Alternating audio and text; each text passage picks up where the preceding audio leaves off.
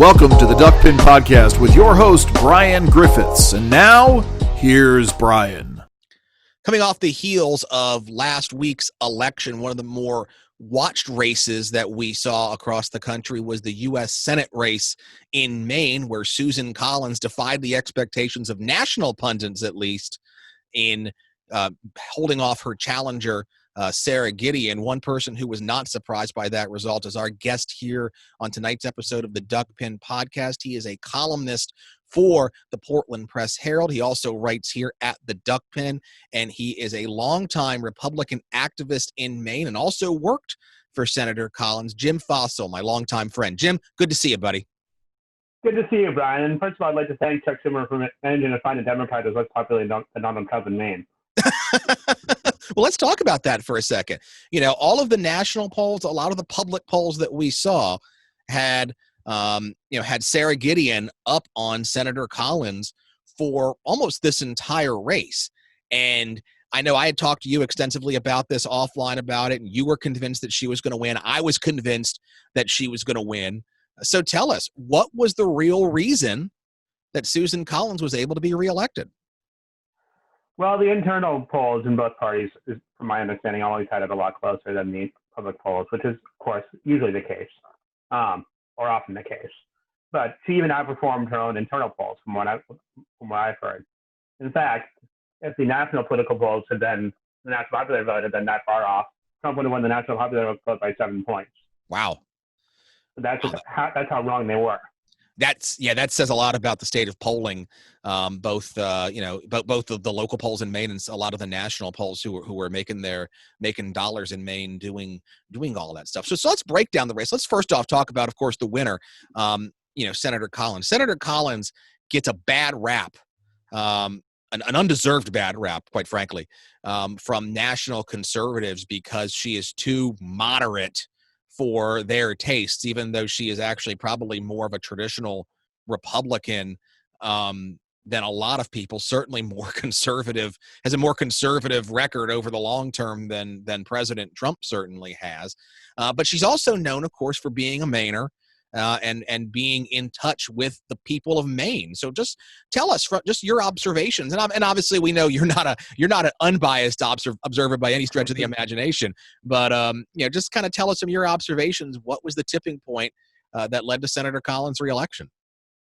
Well, the big thing was the Democrats chose a candidate and who was foisted on Maine Democrats by the National Party, was basically a cookie-cutter liberal Democrat from Southern Maine, with virtually no experience or name recognition statewide. And she was running against somebody who was experienced, well-known, the incumbent, and was well-known for being bipartisan and centrist, representing the state well. That's why Gideon got fewer votes than Trump did. That's why there are so many towns that Trump carried, Jared Golden carried, and Susan Collins carried in the 2nd district. No, go ahead. My hometown. Yeah, I was going to say, obviously she carried your hometown. I think that people I don't think people really kind of recognize the unique geography that Maine has. I mean, there's over 1 million people that do live in Maine, but there's basically 2 Maines, for lack of a better term. There's the concentrated metropolitan area around Portland, but the rest of the state is very much diverse. Portland seems very in tune with Boston, while the rest of the state has a very independent streak, very rugged, outdoors ethos that certainly isn't in tune with what's going on in Washington. You talked about how Washington kind of foisted Sara Gideon upon the Democrats in Maine. Could the Democrats have put forth a challenger that would have given Senator Collins a more reasonable challenge, somebody who was more closely tied with Maine than Sara Gideon? I think they could have. I think they could have picked a more traditional 2nd district Maine Democrat, like former Congressman Mike Michaud from that district, for example, who could get more moderate votes, get more independent votes and Republican votes. That was how he won there for so many years. Donald Trump has now carried the 2nd district twice. And even though he carried it by a smaller margin this year, the margin between the 2 districts was greater. So the difference between the two different parts of Maine is growing, even though Trump's support eroded. And Collins got support from all over. That's the difference. She got support from hardly any Republicans who didn't support Donald Trump also didn't support Susan Collins. Like, for example, the former Senate President Kevin Ray, who ran for Congress in the 2nd District, publicly endorsed Joe Biden, but also endorsed Susan Collins. So did Bill Cohen. These are people who have every reason to not like Donald Trump because they're traditional Maine Republicans, but they didn't abandon Susan Collins, and neither did the voters. Yeah, and you actually had shared a photo on social media from your neighborhood where there was a very bipartisan yard sign array, and right next to a Joe Biden sign was the Susan Collins sign, and I think that definitely speaks to the difference between a Washington Democrat and Susan Collins being a staunch Maine conservative. One thing you mentioned that I think people may not be aware of is how Maine parses out their electoral votes. There's 2 votes that go to the statewide winner, but Maine is also one of only 2 states that awards 1 electoral vote per congressional district. So the 1st congressional district gave their electoral vote to Joe Biden. The 2nd district gave their vote to Donald Trump. Tell us, if you can, kind of how that actually developed in Maine and how much of an impact having those separate electoral votes for the congressional district has on, say, a statewide race like a U.S. Senate race. Well, the system first developed that was passed back in the 70s, but it didn't actually affect any presidential elections until 4 years ago when Trump carried the 2nd district. That was the first time it had ever actually mattered. Up until the late 80s, Maine was fairly solidly Republican. The first Republican presidential candidate to lose Maine in a long, long time was H.W. Bush when he was running for re-election in 1992 against Clinton. And Clinton carried the entire state fairly easily as a fairly moderate Southern Democrat. And since then, it's gone steadily more Democratic statewide until 4 years ago.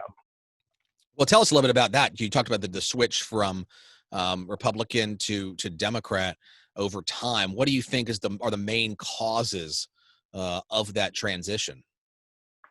Well, part of that's the trend, the same trend that we've seen in all of New England and the Northeast of losing moderate Republicans. Whether that's people like George Pataki in New York or other Republican senators from New England like Jim Jeffords in Vermont. That has eroded over the years, right down to Olympia retiring a few years ago. So there's that trend overall. Secondly, the Northeast is just generally becoming more liberal. You know this as well as I do, living in Maryland. Every state in the Northeast is becoming more and more Democratic, and that's accelerated under Trump. So that hasn't been necessarily been good for Republicans in Maine in some ways, but in some ways it has, because he actually has been more popular than Republicans have in the past in the 2nd district. Yeah, He really connected with the working class voters in this district. Yeah, it seems like it's kind of the voters in all of these states, particularly Maryland included. You have this kind of this strain of national conservatives. It's the Fox News crowd, the people who get their news particularly from the internet or from national sources, and are not getting them from local news sources like your paper, like other papers that are across Maine or Maryland. And it seems like that continued conservatization of the Republican Party, which is good in some places. It's not good for a state like Maryland or New Hampshire or Maine, where you wind up going so far to the right. You wind up basically losing, like you said, a lot of those moderate, Rockefeller type Republicans to the other side. How has Senator Collins been able to survive? This was her 5th term, I believe she was elected to. How has she been able to survive that kind of demographic shift in the Republican Party? Well, I think she's maintained a lot of bipartisan loyalty, and she's also made it clear that she's not completely partisan by, for example, not switching on the Supreme Court nomination this cycle. It's just one more, or not being willing to repeal Obamacare without a replacement plan at all, are just good examples of how she is not willing to just go to the party line on everything. And there are still enough ticket splitters in Maine. Appreciate that. And this year there were more than there have been in previous years. Yeah, I mean, there definitely were a lot of ticket splitters up and down the ballot. Now, your column in the Portland Press Herald that ran on Sunday of this week, it talked about how Sara Gideon could not buy her way into the U.S. Senate and into defeating Susan Collins. Now, tell us a little bit about that and how much the difference was between not just what Gideon raised versus Collins, but how much Washington money kind of got airdropped into Maine in an effort to knock off Senator Collins.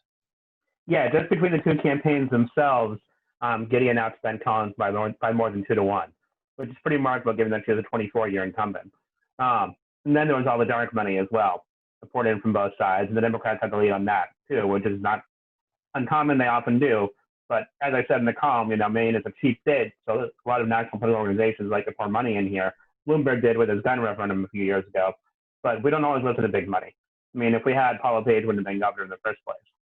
Yeah, I mean, Maine is a very interesting state just because of how the media markets are kind of shaped, and you have, you've got Portland, you've got Bangor, you've got, is it Presque Isle, I think is the other media? Presque Isle, yeah. Yeah. And, we're talking about large, just swaths of Maine that are miles and miles away from any radio station or kind of local television station. Yeah, like I'm in the Portland market, he's not an hour north. Yeah, exactly. So I mean, it's kind of an interesting, dichotomy. And of course, there are in Western Maine, there's just places where nobody lives, basically. Is pouring all that money in there from groups that don't understand the lay of the land, is that just window dressing at the end of the day? I mean, is that something where they're basically, they've got all this money and they don't know what to do with it, or they have all this money and don't know what to do with it effectively? What really drives Maine voters to make a choice? I think it'd be really counterproductive at the end of the day to spend that much money into the small state. I think you see this all the time when Washington types swoop into any state race anywhere in the country, but especially in Maine. As you know, the Democrats like to run these cookie cutter campaigns to the SEC all over the country, where they just send in operatives, they tell them what to do, and they talking point them to death, and that's how they run their campaigns. Republicans are perhaps a little bit less organized, but they're also more independent-minded. So Maine appreciates that and fits Senator Collins' model perfectly. So and they also appreciate her many years of service. And another thing that I didn't mention before that I should have is that the many years of constituent service that Senator Collins and her team, including myself when I worked there, have done for many Mainers, helping them get Medicare, Medicaid, military benefits, all those things. People remember that kind of thing in a small state like this.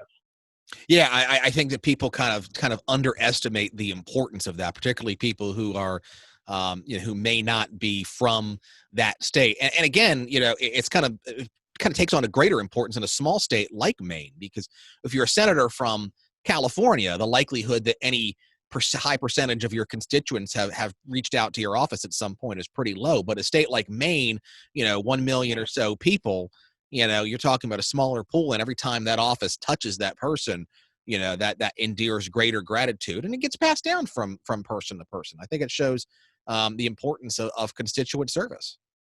Yeah, I mean, in the bipartisan tradition that Susan Collins embodies sort of in this state is all over the state. I mean, Jared Golden used to be her staffer in D.C. Worked on the Homeland Security Governmental Affairs Committee when he was down there. It was the same time that I was working on staff here in Maine for. So there's a lot of that going on, and there's a lot of good examples of Democrats and Republicans working well together in Augusta. Not so much lately, unfortunately, and not as much as Gideon probably would have liked to been able to campaign on, but it still does happen. Right. I mean, I appreciate that. One thing that was unique, it's pretty unique to Maine, and I think this was the first kind of Senate election where this is taken into account, is the ranked choice voting. And, Maine is kind of this one state that's kind of gone all in on embracing ranked choice voting. I know you and I had talked about it privately. It kind of created chaos in some of the local primaries, but talk a little bit about that, I guess, the impact of ranked choice voting, and particularly what the impact of ranked choice voting was on this reelection campaign. Yeah, well, what the concept is that it allows voters to rank candidates, and then if any candidate doesn't get more than 50% of the vote, the lowest candidate is eliminated. So essentially there aren't spoilers, is the argument. I don't really buy that, but that's their argument. In this case, it didn't come into play at all because Susan got 51% of the vote.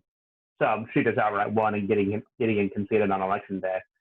Gideon only got 42% of the vote, though, because there were two independents, liberal independent Lisa Savage, a former Green, and the conservative-leaning Trumpian independent Max Lynn, who I recommend going back and watching the debates if you haven't, because he is a hoot and a half.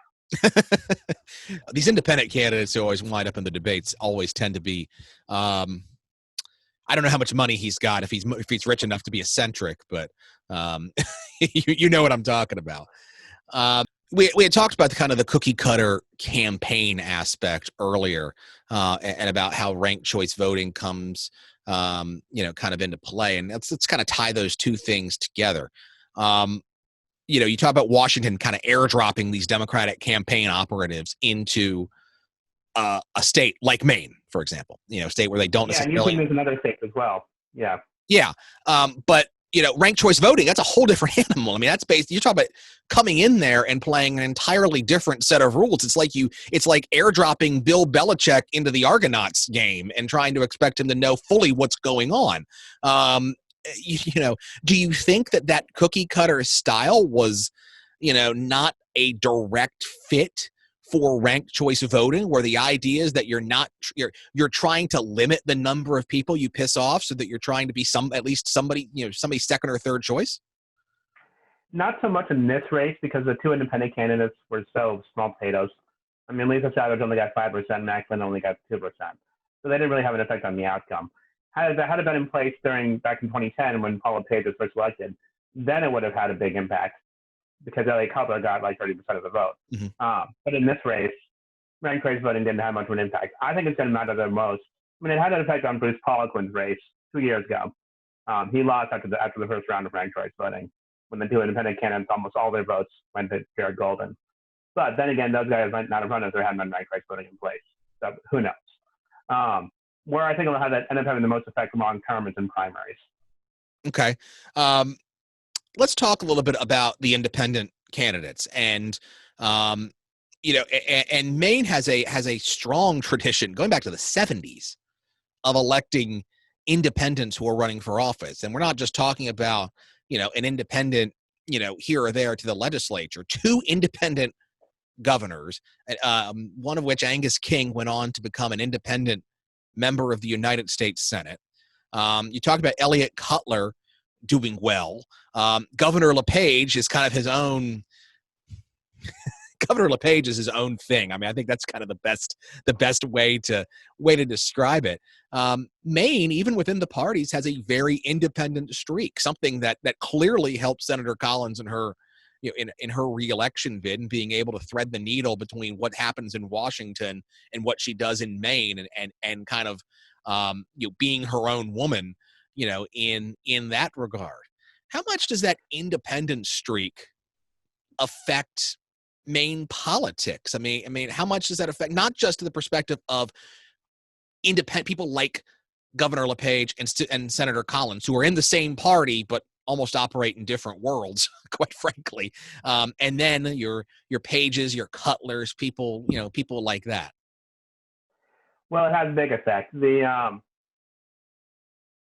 I always laugh because we are the only state that has an independent U.S. senator, and yet he's less independent than our Republican U.S. senator is most days. He almost always just goes along with the Democrats. He did actually endorse Senator Collins for re-election 6 years ago. Not this time. Wonder why. But it has a big effect. It also means that in individual districts, especially in legislative races, people will be willing to buck the party quite a bit. I remember 8 years ago when I was living in Augusta, we got two Republicans elected during the 2012 Democratic wave to solidly, 30% Republican districts in Augusta, and they both won easily. And since then, one has gone on and now represents the city in the state Senate, and we've kept the other seat as well. So that will happen at the local level as well. You can have some very liberal areas get represent like moderates in the other party, or even conservatives at times. And as you said, LePage was his own person, very much so. He didn't hew to the sort of traditional Maine Republican model of being very centrist and mild-mannered and soft-spoken. But he appealed to a lot of people, and he appealed to a lot of voters all over the state.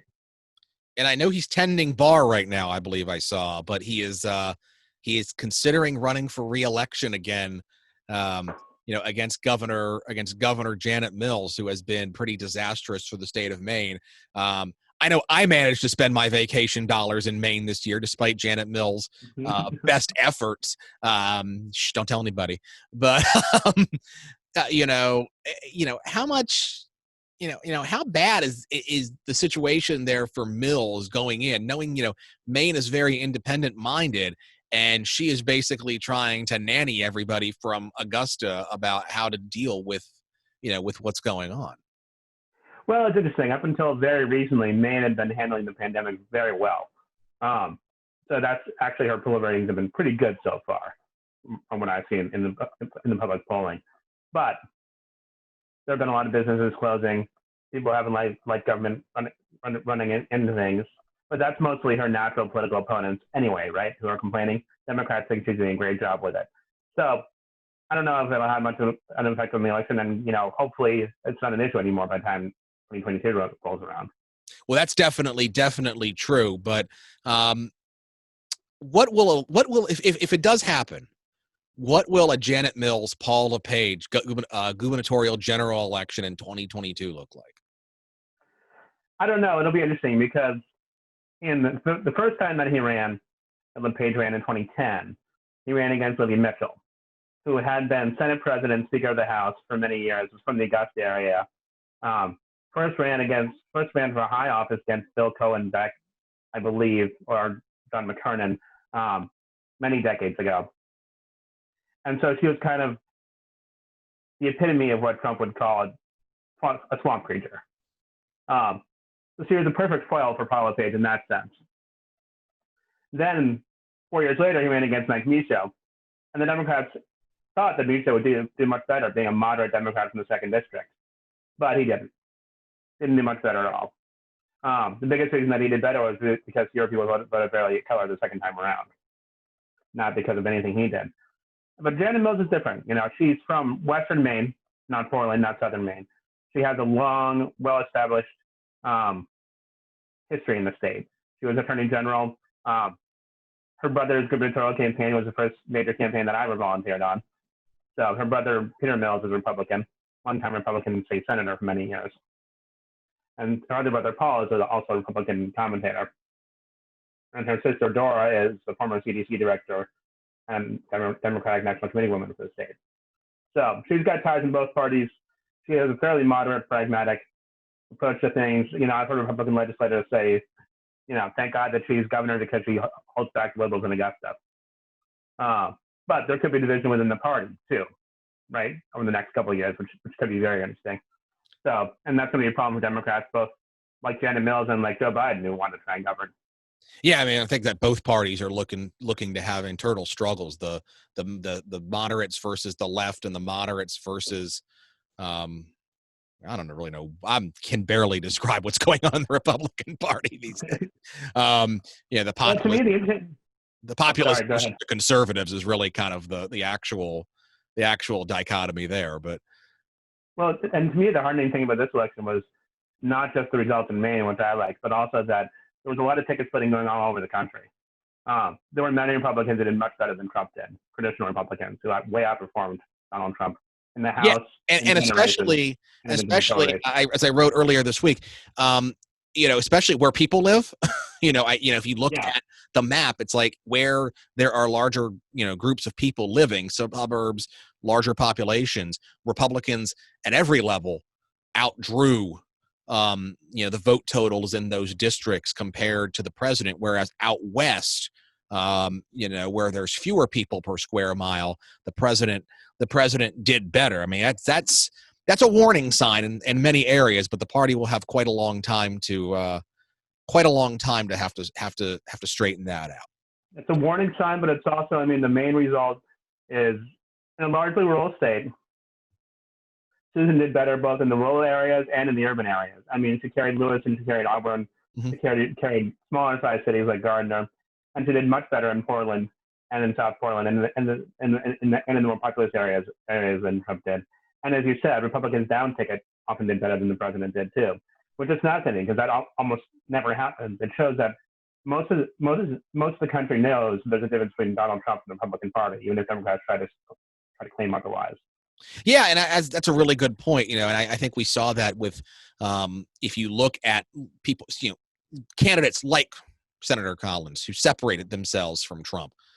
They particularly overperformed, what some more Trumpier candidates did, even in areas of the country that are more friendly to Republicans.